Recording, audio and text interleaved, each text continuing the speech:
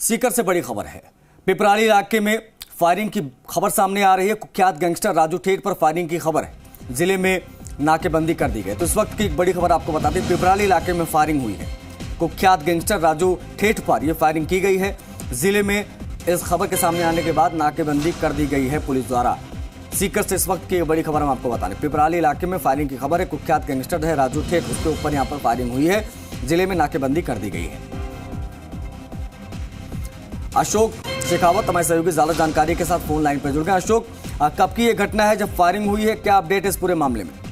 देखिए, कुछ देर पहले की घटना है और कुख्यात गैंगस्टर है राजू ठेठ, उसको गोली लगी है। उसके घर में आकर के 3 से 4 बदमाशों ने जो है पिपराली इलाके में उनका जो घर है उसके पास आकर के उनको गोली मारी है, जिसमें राजू ठेठ को गोली लगी है। इसके अलावा 2 अन्य लोगों को भी गोली लगी है, जिसमें कोई उनका परिजन है, कोई बच्ची के भी गोली लगने की सूचना है। अभी तक आधिकारिक रूप से कोई पुष्टि नहीं हुई है। राजू ठेठ की मौत की अफवाह भी उड़ी हुई है, इसकी भी पुलिस ने अभी तक कोई पुष्टि नहीं की है।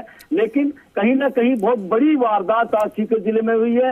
राजू ठेठ जो है और लॉरेंस बिश्नोई के बीच में काफी लंबे समय से अदावत चलती आ रही थी और उसका परिणाम था कि आज राजू ठेठ को उसके घर में घुसकर गोली मारी गई है। जी, मतलब अशोक, की संभावना है इसकी पूरी की लॉरेंस गैंग की तरफ से, लॉरेंस बिश्नोई गैंग की तरफ से यह वारदात हो सकती है?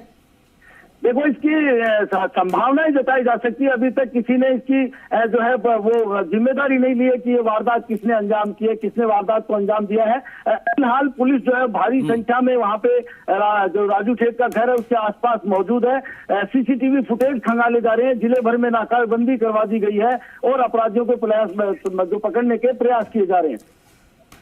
तो कितने लोग इसमें घायल हो? क्या घर में घुसकर फायरिंग हुई है? और अगर घर में घुसकर फायरिंग हुई है तो क्या आसपास के लोगों ने देखा कि किस तरीके से पूरी वारदात दी? कहीं से कोई बयान, प्रतिक्रिया आ रही है? कोई प्रत्यक्षदर्शी? अभी तक कोई प्रतिक्रिया नहीं आई है। बताया जा रहा है कि 4 से 5 लोग आने की बात बताई जा रही है कि 4 से 5 लोग पैदल चल करके आए हैं और राजू ठेठ के घर में घुसने के बाद में राजू ठेठ को गोली मारी है। और बीच बचाव में कहीं ना कहीं जो ऐसा कयास लगाया जा रहा है कि एक व्यक्ति को भी गोली लगी है, पैर में गोली लगी है, एक कोई बच्चे के भी गोली लगने की खबर है जिसकी पुष्टि नहीं की जा रही है। लेकिन 3 जनों को गोली लगने की बात सामने आ रही है। ये कुख्यात गैंगस्टर राजू ठेठ का जरा इतिहास बताइए, इसका क्या हिसाब किताब रहा है? देखिए, राजू ठेठ जो है लंबे समय से अपराध की दुनिया का बादशाह रहा है। शेखावटी में इनकी जो है शराब तस्करी से जो है वो अपराध की दुनिया में इसने प्रवेश किया था। उसके बाद में आनंदपाल गैंग से इनके 36 के आंकड़े रहे। राजू ठेठ को भी जेल में गोली मारी गई थी। उसके बाद में राजू ठेठ और आनंदपाल के गुट में लगातार जो है आपस में एक दूसरे के जानी दुश्मन थे। बीच में आनंदपाल का एनकाउंटर हो गया। उसके बाद लॉरेंस बिश्नोई जो आनंदपाल गैंग के गुर्गे थे वो लॉरेंस बिश्नोई गुट में शामिल हो गए।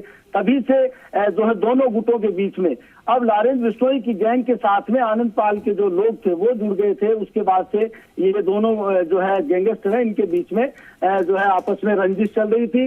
राजू ठेठ जो है पिछले दिनों पैरोल पे आए हुए थे और ये वारदात आज सुबह जो है जिस तरीके से इस वारदात को अंजाम दिया गया है, पुलिस के लिए बहुत बड़ा चैलेंज है। फिलहाल पुलिस अपराधियों को पकड़ने के लिए जिले भर में नाकाबंदी करवा रखी है। ये तो एक तरीके से देखा जाए अशोक, तो ये सीकर में दिन दहाड़े वारदात हुई है। मतलब अगर कोई अपने घर में घुसकर 4-5 लोग अंधाधुंध फायरिंग करते हैं और जैसे कि आप बता रहे कि हो सकता है कि मौत की खबर भी आ जाए राजू ठेठ की, तो अब ऐसे में जाहिर तौर पर कानून व्यवस्था पर सवालिया निशान उठेंगे ना कि आखिर ये 2022 में कैसे संभव है कि किसी के घर में घुसकर कोई धुआंधार फायरिंग करके निकल जाए?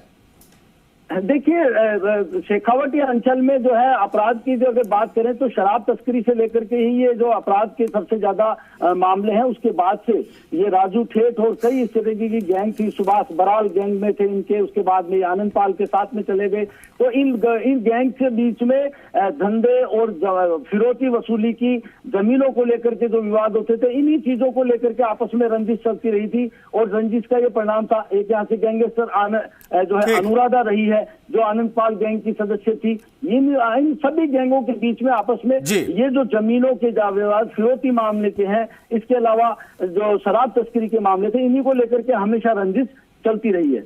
बहुत शुक्रिया आपका अशोक तमाम जानकारियों के लिए। तो अशोक हमें सहयोगी जो बता रहे थे आखिर जो कुख्यात गैंगस्टर राजू जिसके ऊपर ये फायरिंग हुई है उसका क्या इतिहास रहा, साथ ही साथ में पुलिस इस मामले को किस तरीके से देख रही है। दिन दहाड़े यहाँ पर फायरिंग हुई है।